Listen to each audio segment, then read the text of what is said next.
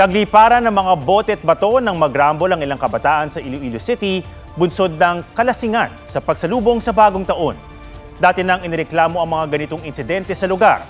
Ang pahayag ng mga barangay official sa report ni Kim Salinas ng GMA Regional TV. Let's go! Hindi lang paputok ang inihagis ng salubungin ang bagong taon sa Iloilo City. Nambato rin ng mga bote at bato ang isang grupo ng kabataan. Hinabol din nila ang ilang bata na gumanti ng pamamato. Di bababa sa 15 kabataan na nasangkot sa gulo. At pasimuno umano nito ang 18 anyos na alias Peter at isa pang 17 anyos. Ang ugat ng pamamato, trip-trip lang daw dahil sa kalasingan. Sa to si mami naigo nga taxi. Ti nagrespondi man ng daton ka pulisan.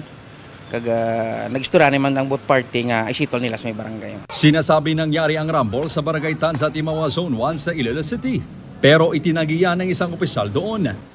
Kung idea kabataan involved kalabanan niya dito sa Piak. Pero giit na opisyal ng Zone 2, sa Zone 1 talaga nangyari ang rumble. Sabay amin na 2 residente ng Zone 2 ang sangkot sa gulo. Isa pag ka-residente, naigo man sa tiil sang butilya. Pero dito sila sa sunuan niya na grambol. Ikatlong gulo na umano ito sa lugar. Nito lamang magpapasko, ilang kabataan ang nagrambol sa Zone 2. Sa bayan naman ng Santa Barbara kahapon, habang naglalakad ang lalaking yan, bigla siyang sinipa ng nakamotorsiklo. Nagkaroon ng habulan na nauwi sa saksakan.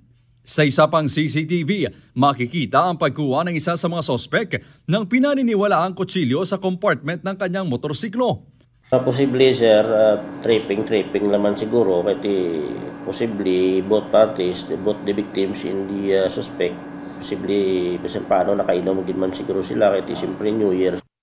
Tukoy na ng pulisya ang 3 magkakapatid na sospek na nanaksak umano sa 3 lalaki. Pero hindi sila nadatnaan sa kanilang bahay. Dahil sa insidente, pinalakas na ang seguridad sa barangay. Kim Salinas ng GMA Regional TV, nagbabalita para sa GMA Integrated News.